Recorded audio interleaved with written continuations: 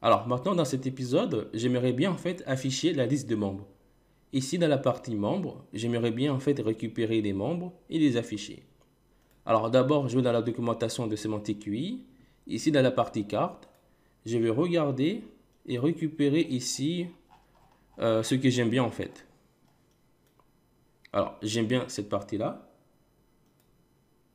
Je regarde le code source. Et là, je copie. Une fois copié, je vais dans users.blade.php. Et ici, juste en dessous de la basis H2, je le colle. Et là, j'enlève ça. Puisqu'en fait, j'ai déjà téléchargé des images.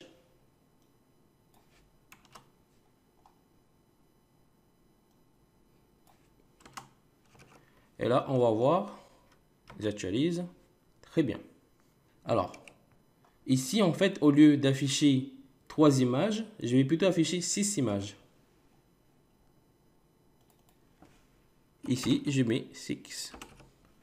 J'actualise. Très bien. Alors, maintenant, je vais enlever tout ça. Et puis après, je vais aller récupérer les membres et faire un petit for each. Alors, pour récupérer les membres, je vais dans le contrôleur users controller. Alors ici, dans la méthode index, je vais mettre ici en deuxième paramètre pour la vue. Je vais ouvrir un tableau et mettre users est égal à au modèle user get. Comme ça, là, je récupère les utilisateurs dans la variable users. Et du coup, je retourne à la vue. Et là, je vais ouvrir un for each. Je fais $users as $user. Et là, je fais un for each. J'actualise. Voilà. Là, on a récupéré tous nos membres. Très bien. Maintenant, on va afficher ici l'avatar. Je vais enlever ça et faire juste un écho de $user avatar. J'actualise. Et voilà. Super. Très bien. On va afficher ici des noms. J'enlève ça. Et je fais un écho de username. Alors, je vais juste centrer ici les noms. Ici, je fais un test center. Voilà. Alors, je n'aime pas trop que ici, les utilisateurs en fait possèdent deux noms. Parce qu'en fait, ici, c'est pas vraiment très joli. Alors, je vais rectifier ça. Je vais dans user factory. Et ici, dans nom, je vais plutôt enlever ici name et mettre first name. Voilà. Après, j'ouvre le terminal et je vais faire une refresh de la base de données. Mais ici, au lieu de faire tout le temps PHP artisan migrate de point fresh et puis seed, ce qu'on peut faire, c'est de créer en fait une alias qui va faire ça automatiquement. Et pour créer les alias, soit ici je tape la commande alias et je mets le nom de l'alias. Par exemple, je fais PMS et là je mets un égal. Et ici à l'intérieur du guillemets, c'est là qu'on va mettre ici les commandes qu'on fait d'habitude. Par exemple, PHP, artisan, etc. Ou sinon, il y a une autre manière que moi je préfère. C'est ici, je vais dans mon dossier personnel. Je mets ça au milieu. Et là, je vais afficher les fichiers et les dossiers cachés. J'appuie sur CTRL H. Et là, il y a ce fichier-là. .bash hrc. Si je l'ouvre, je fais une petite recherche de la partie des alias. Et ici, on voit tous nos alias. Et moi, ici, j'ai déjà créé pas mal d'alias. Là, par exemple, il y a la commande PM qui me permet de faire un PHP artisan migrate et fresh. Il y a aussi PMS qui permet aussi de faire la même chose, mais qui lance ici des seeds. Et là, par exemple, là, je vais rajouter un autre raccourci. Là, ça sera Larablog, qui me permettra ici d'aller directement dans mon application Larablog. Ici, je mets Larablog. Et pour tester, je vais ouvrir ici mon terminal. Et là, je suis sur SSH. Je vais taper ici bash pour aller sur bash. Et là, je tape Larablog. J'appuie. Et là, directement, je suis allé dans mon application. Je ferme. Voilà. Ça, c'est pour ceux qui utilisent en fait le terminal bash. Alors, je vais copier ça et je vais le fermer. Pour ceux qui utilisent le terminal sous SSH, ici, il y a le fichier ssh-env. Je l'ouvre.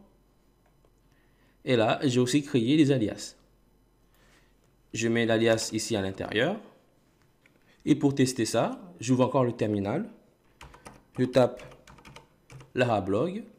Et là, comme tu vois ici, il m'a coloré ici en jaune. Cela veut dire qu'il a reconnu la commande. Ici, je tape. Voilà. Ici, par exemple, je mets n'importe quoi. Là, il me met en rouge. Ça veut dire qu'il ne reconnaît pas la commande. Là, il me met en jaune. Voilà. Du coup, voilà, je suis allé directement ici dans mon application. Après, ici, tu peux créer plein de commandes par rapport à PHP Artisan. Par exemple, je vais créer une autre commande. Ici, je mets PMM pour créer ici, par exemple, les modèles. Là, c'est PHP Artisan Make, modèle.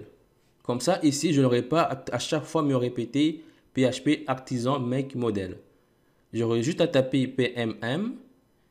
Et puis après, je mettrai par la suite, par exemple, le nom du modèle. Je vais par exemple user, suivi de M si j'ai envie de créer ici des migrations. Voilà, maintenant que ça c'est fait, je le ferme. Je vais lancer ici la migration ainsi que les seeds. Je tape PMS. Voilà. Et si je recommence, j'actualise. Très bien. Là, on n'a que les noms. Mais admettons par exemple qu'il n'y a pas d'utilisateur. J'aimerais bien en fait afficher un message par défaut qui dira que pour l'instant, il n'y a pas d'utilisateur. Alors pour cela, je vais retourner ici. Et là, au lieu de faire un for each, je vais plutôt faire un for else. Je mets for else. Là, and for else. Et ici, je mets empty. Empty. Et là, il faudrait ici mettre le message par défaut qui s'affichera si par exemple il n'y a pas d'utilisateur. Et comme message par défaut, par exemple, je retourne dans sémantique UI. Ici, dans la partie message, je clique. Et là, je peux regarder ici. Par exemple, je peux récupérer ça. Je copie et je colle. Et là, en titre, je dis pas d'utilisateur pour l'instant.